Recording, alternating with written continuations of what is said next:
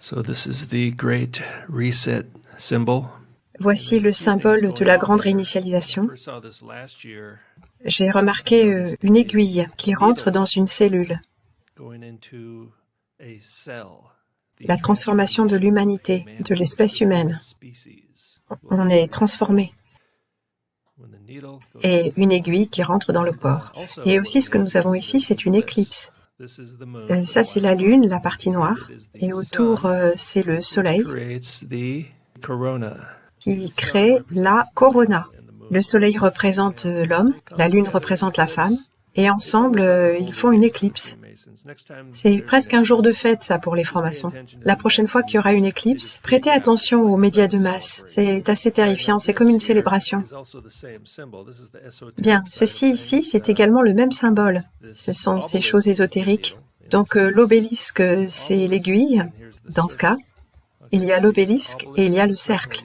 Donc vous avez l'obélisque dans le cercle, le phallus dans le sexe féminin. Et vous avez aussi l'éclipse, c'est le salut, c'est le symbolisme de la franc-maçonnerie, 1882. Le point à l'intérieur du cercle. C'est ce que c'est ce qu'est le symbole de la grande réinitialisation. Ils cachent la vérité dans leur symbole. Ils le cachent de ce qu'ils appellent les masses profanes, nous donc. Et ils révèlent la vérité aux initiés. L'union du phallus et de Ctéis, où le lingam et le yoni, est une figure composée. C'est un objet d'adoration. Alors moi, bien sûr, ce que m'évoque cet objet, qui est un objet de culte, nous dit-on, on en trouve de petite taille, quelque chose qui tiendrait dans la main, et puis on trouve des constructions, comme ça, avec un petit personnage dessus qui semble même pas réel. Voyez, s'il vous plaît, l'œil.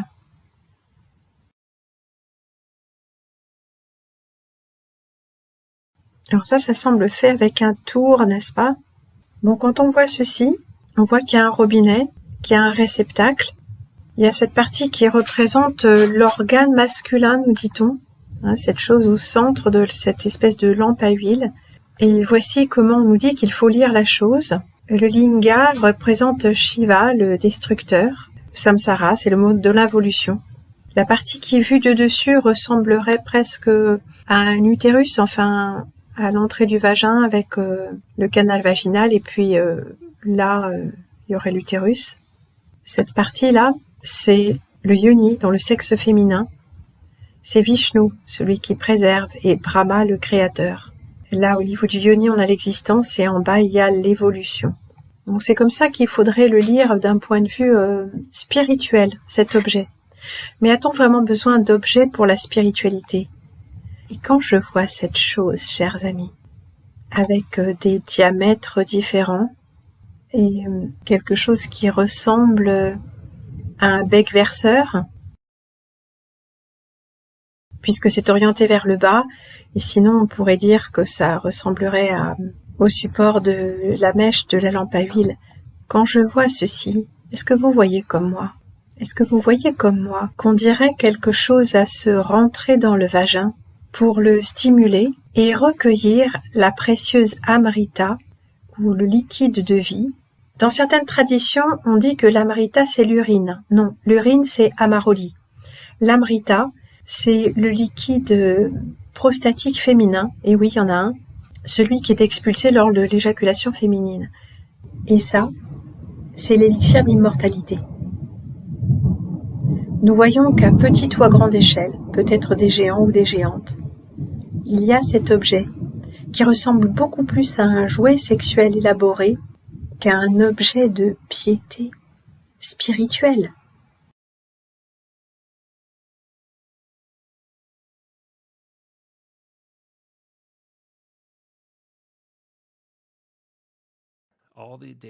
Toutes les divinités de l'Antiquité païenne peuvent toujours être réduites à ces deux formes différentes du principe générateur.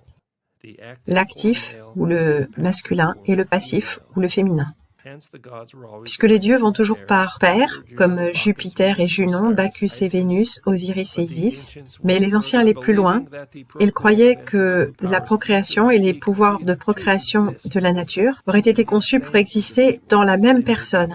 Les plus anciennes de leurs divinités étaient hermaphrodites et utilisaient le terme Arenophelis, ou Vierge-Homme, pour marquer l'union des deux sexes dans la même personne divine.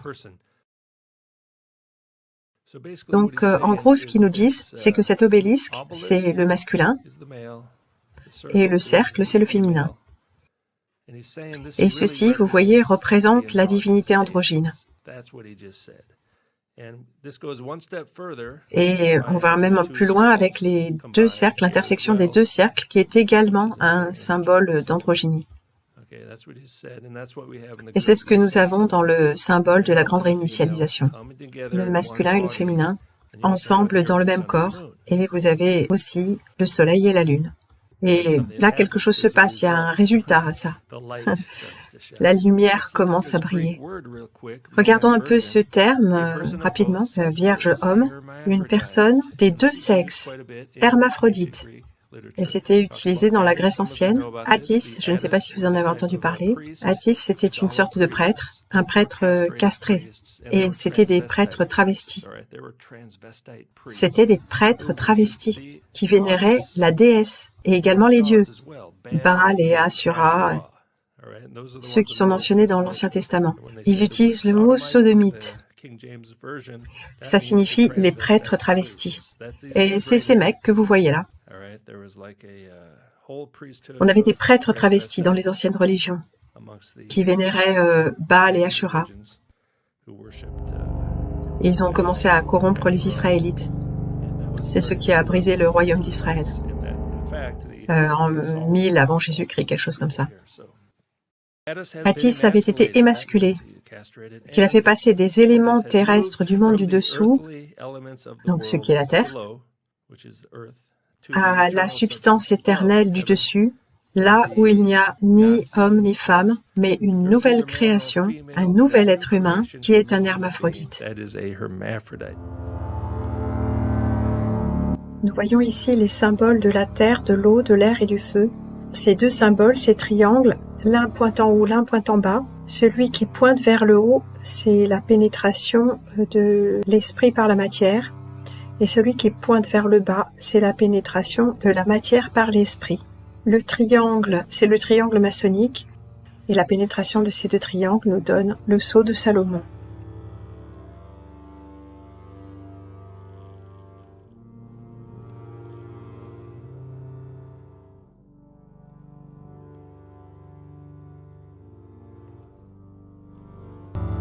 Éléments terrestres du monde du dessous à la substance éternelle du dessus, là où il n'y a ni homme ni femme, mais une nouvelle création, un nouvel être humain. C'est une sorte d'imitation de la transformation que Dieu va donner aux gens dans la résurrection. Alors ce que ça veut dire est vraiment sujet à débat. Eux, ils n'ont pas à se reproduire parce qu'ils sont éternels. Et les francs-maçons croient que si vous devenez homme et femme là, dans cette vie, vous êtes une nouvelle création, un nouvel être humain. Et ils croient en gros qu'on devient des anges ou quelque chose comme ça. Et c'est le propos des injections, la marque de la bête et toutes ces choses-là. C'est un faux salut. C'est une version satanique du salut. Alors ça, c'est l'article qui dit Covid-19, Johnson, les vaccins pourraient être le salut pour l'humanité. Et ils sont tout le temps en train d'essayer d'imiter Dieu, mais c'est tout falsifié. C'est comme en parlant du déluge qui a ravagé Sodome et Gomorrhe, ça n'a pas si bien marché que ça finalement. Et qu'est-ce que c'est que ces thérapeutes scolaires qui persuadent votre enfant de 6 ans qu'il est transgenre et qui font la promotion de la castration chimique? Arrivé à ce point, comment est-ce que vous allez être capable d'arrêter ça? Vous n'avez rien à dire. Vous n'êtes pas un médecin, vous êtes juste un parent. Et vous n'avez pas de pouvoir. Et si vous n'êtes même plus capable de contrôler votre propre corps, et puisque le vaccin est obligatoire, vous n'avez plus le contrôle de votre corps, Qu'est-ce qui vous donne alors le droit de contrôler le corps de votre propre enfant? Biden choisit Rachel Levine qui a inventé les changements chimiques pour les enfants. À la substance éternelle du dessus, là où il n'y a ni homme ni femme, mais une nouvelle création, un nouvel être humain. Rachel Levine. Ni un homme, ni une femme, mais une nouvelle création, un nouvel être humain qui est un hermaphrodite.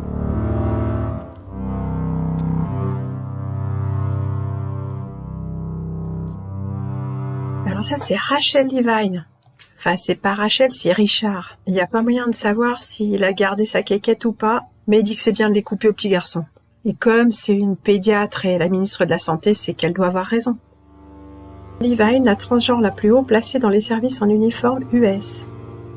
S'adressant au Pittsburgh Jewish Chronicle, après avoir été nommée médecin général de Pennsylvanie en 2015, Madame Levine avait indiqué que bien qu'elle ait grandi dans une synagogue conservatrice, elle s'était tournée vers le judaïsme réformé à l'âge adulte, en partie en raison de l'accueil réservé par ce mouvement aux personnes transgenres. Judaïsme et transgendérisme ne font pas si mauvais ménage, nous le verrons bientôt. Là, c'est la femme en rouge, à savoir la prêtresse de Bâle, enfin les prêtres castrés, les sodomites, en voilà un autre en rouge.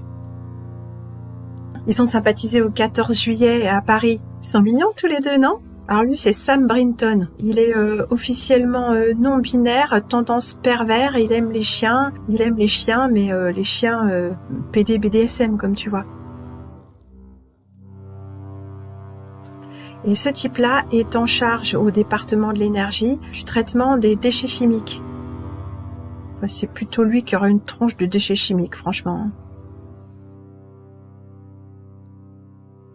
Et là, regardez bien la robe du monsieur. Est-ce que ça ne vous rappelle pas le costume de Lady Gaga lors de l'investiture du bidon? Oui, en plus dénudé, bien sûr, parce que là, ça doit être l'été. La jupe rouge, le haut noir. Bon, là, c'est dans le style plus SM, mais les deux sont des mecs. Les deux sont des prêtres de Bâle. Enfin, d'Ishtar. De toute façon, c'est pareil. C'est la même religion sanglante, tout ça. Il y avait aussi des prêtres travestis dans le pays. Ils commettaient les mêmes choses horribles que commettaient les nations que le Seigneur a retirées de devant les Israélites. Roi 14-24. Je voudrais bien sûr attirer votre attention sur ceci. Le Pisces, là, Vesica Piscis. Le Vesica Piscis, qui signifie vessie de poisson. Le Vesica Piscis est l'intersection de deux disques de même diamètre, dont le centre de chacun fait partie de la circonférence de l'autre. Le nom veut dire littéralement en latin la vessie du poisson. Cette figure est aussi appelée mandorle, de l'italien mandorla, amande. Alors ça, c'est donc encore une fois un symbole. Et bien sûr, il ne vous échappe pas que ceci, ça figure un œil. Hein, l'œil, et puis à l'intérieur l'iris, et puis là, cet obélisque est au centre, hein, qui figurerait la pupille, à tout ça en plusieurs dimensions. Bien sûr, il s'agit là d'un œil unique. Mais ce motif de Vesica Piscis, vous le connaissez, c'est également connu sous le nom de mandorle. Et c'est la représentation graphique que l'on utilise pour représenter le Christ en majesté, donc le culte cryptosolaire. Nous voyons la croix nord, sud, est, ouest du plan de ce monde, et tout un tas d'autres symboles, la mandorle, évoquant bien évidemment également le sexe féminin, le yoni, le vagin, le principe féminin. Nous voyons dans la lame du tarot de Marseille intitulée Le Monde, ce personnage féminin mais légèrement androgyne, entouré des 4 évangélistes dans la mandorle. Ceci, c'est le Christ, mais un Christ femelle.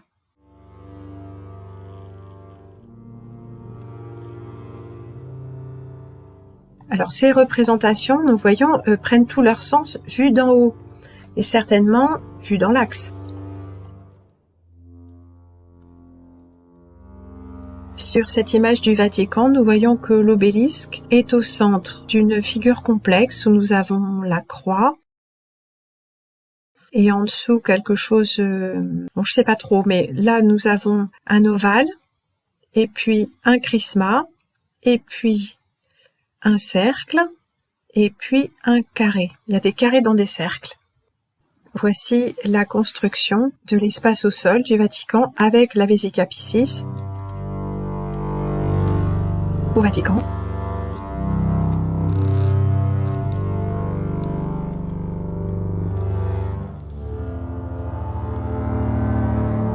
Et ailleurs.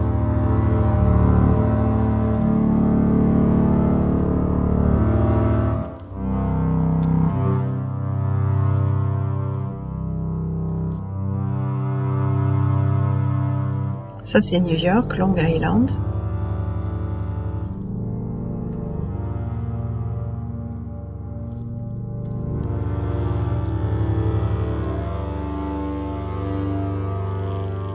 L'œil d'Horus.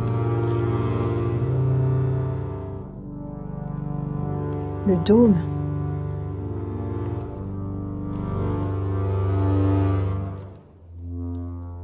Une pupille reptilienne. L'œil unique. Et revoici notre mandorle.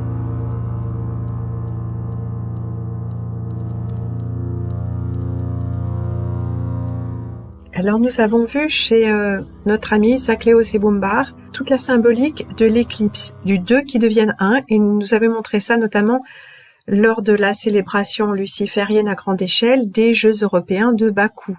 À cette occasion, il nous avait parlé de la corona, qui est la couronne solaire de l'éclipse. Alors une petite remarque justement par rapport à la Vesica Piscis. On nous dit, n'est-ce pas, que c'est l'intersection de deux disques de même diamètre. Alors le Soleil et la Lune, n'est-ce pas, ont la même taille. Ça c'est l'éclipse totale de 99. Non, ils n'ont pas la même taille, bien évidemment, mais par une coïncidence proprement incroyable, le Soleil qui est 400 fois plus grand est également 400 fois plus loin. Ce sont les deux luminaires. Ils sont de taille égale. Vu depuis la Terre, le Soleil et la Lune semblent avoir le même diamètre, une observation que chacun peut faire lorsqu'il observe une éclipse totale de Soleil et que les deux astres se superposent.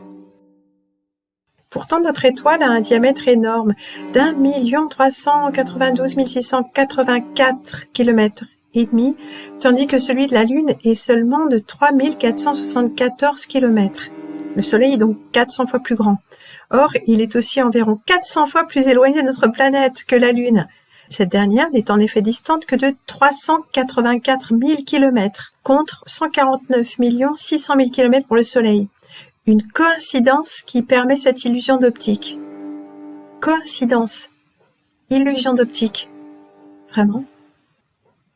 Et voilà, c'est le Soleil et la Lune. Regardez le disque doré avec un homme dessus. C'est donc Baal, le dieu solaire. Et voici Sémiramis, donc le personnage femelle, la Lune. Et ils sont sur cette balance au centre. Au centre. Ce sont les deux luminaires. Ils sont de taille égale.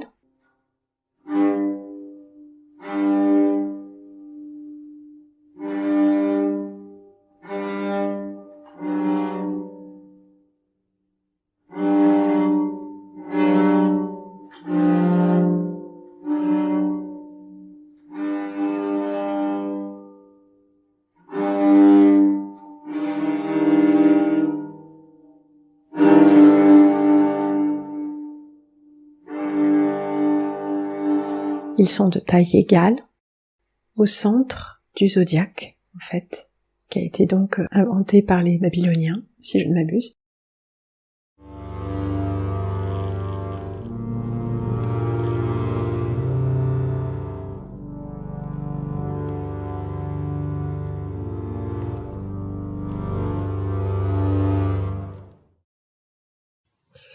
Nous apprenons également que une éclipse solaire, ou plus exactement une occultation solaire, se produit lorsque la Lune se place devant le Soleil, occultant totalement ou partiellement l'image du Soleil depuis la Terre. Cette configuration peut se produire uniquement durant la nouvelle Lune, quand le Soleil et la Lune sont en conjonction par rapport à la Terre. Oui, parce que si la Lune est nouvelle, c'est qu'elle elle n'est pas éclairée par le Soleil, même pas par le côté. Donc c'est un peu étonnant. Mais... Alors là, ce que nous voyons, c'est une éclipse totale qui se produit lorsque le Soleil est complètement occulté par la Lune. Le disque solaire intensément lumineux est remplacé par une silhouette lunaire noire et la majeure partie de la couronne solaire, donc la corona, est visible. Corona. Couronnement solaire. Culte. Cryptosolaire. Une éclipse annulaire se produit quand le Soleil et la Lune sont parfaitement alignés avec la Terre, mais que la taille apparente de la Lune est légèrement inférieure à celle du Soleil. C'est-à-dire que le Soleil apparaît comme un anneau très brillant entourant le disque lunaire. Et elle peut même être hybride, c'est-à-dire entre les deux, quand selon les endroits elle apparaît comme une éclipse totale ou comme une éclipse annulaire. La distance orbitale moyenne de la Lune est de 384 402 km et 3 cm 5, je crois, soit environ 30 fois le diamètre terrestre et sa période de révolution vaut 27,3 jours. La taille apparente de la Lune dans le ciel est approximativement la même que celle du Soleil, puisque le diamètre de l'étoile est environ 400 fois celui du satellite, mais qu'elle est également 400 fois plus éloignée. Ça alors, 400, donc ça s'annule. Ça s'annule, ça s'allume. Mais là-haut, ça s'allume toujours pas. Par conséquent, la Lune peut couvrir presque exactement le Soleil dans le ciel, permettant l'apparition d'éclipses solaires totales. Ça alors, cette correspondance de taille apparente disparaîtra dans un avenir lointain du fait de l'augmentation de la distance lunaire. Enfin, tu seras plus là pour le voir. Voilà quelques images marrantes juste en passant. La face visible, la face cachée, le pôle Nord et le pôle Sud. Comme ça, tu sais tout.